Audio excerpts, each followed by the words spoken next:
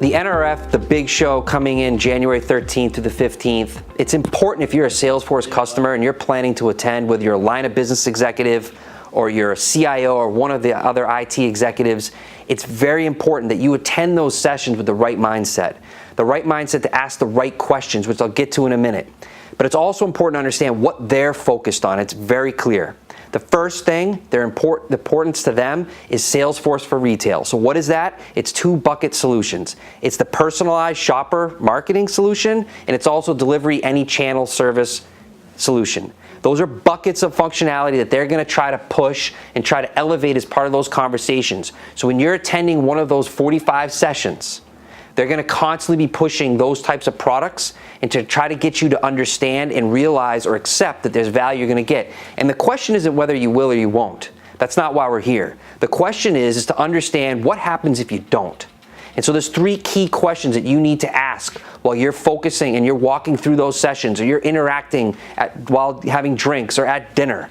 Right? When they're talking to you about MuleSoft and all the value you're going to get now that they've bought that in March of 2018 and how it's going to unlock all this data that you have, whether it's cloud or on-premise. There's four things you need to fundamentally ask them while you're there. It's going to set up not only your renewal negotiations, but it's going to hopefully unlock a better relationship moving forward. So the first thing, it's critical. Challenge them to talk about the solutions that you, the customer, are already utilizing. Right? First question is, do you even know what those are? Right? They're going to be focused on, again, the solutions that they're going to try to sell you, the new stuff. They're going to be focused on MuleSoft, right? But are they able to talk to you about the products you're already subscribed to?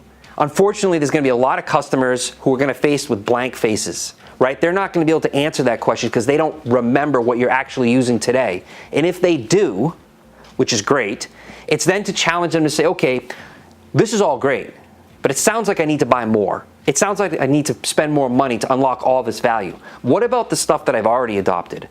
What about the stuff I've already given commitments to? What are you doing there? Is there going to be updates, release schedules? Am I going to get any of this value for the subscription dollars I've been paying? The second thing you need to focus on, it's really important, is what commitments are they willing to give you to get you to adopt within the time frame that they're speaking to in terms of how fast you're going to get value. Right, you're going to hear these customers get up there and talk about, we turned things around in 6 months and we were getting all this value right out of the gates, and that's awesome, and it probably happens. But what are they going to do for you, free consulting, training, what are they going to do for you to ensure it does happen? Which leads you to the third question. What happens when it doesn't? And not to be negative, but you need to prepare yourself. You need to have those questions now lined up and ready to go, which is, what if we don't get the value within the time frame? Are we going to get a refund? Are we going to get some sort of credit? I can answer those questions for you right now. The answer is no and no. But you need to start having these questions with these product executives at the point when they're trying to push these solutions into you. Get them to have the dialogue. Let them say that's not going to be a problem, so that when it does become one, or things are not going at the right speed, or you're not getting the value as you expected, you can bring up these conversations to create the right type of dialogue to solve the problem when you need to. And the fourth and final question. As you're interacting with the various product executives that they're going to present to you and they're going to have up on stage or interact with you over a drink, I'd ask them very directly. At some point there will be a commercial discussion.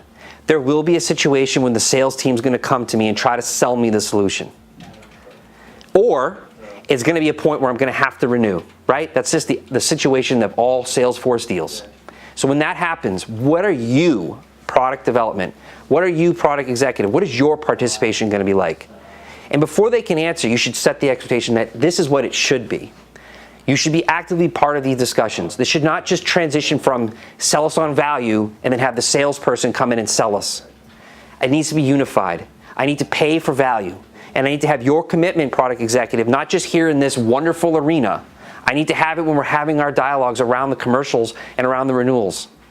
And so again, NRF, it's great. We're going to be there ourselves. But the important thing is to make sure you're using your time effectively, not to get distracted, to focus them on what they're supposed to be focused on, which is not just talking about the bells and whistles of what's new, to talk about what you have today, but more importantly, get commitments from them to ensure that your program is going to go as expected to get the value when it's supposed to.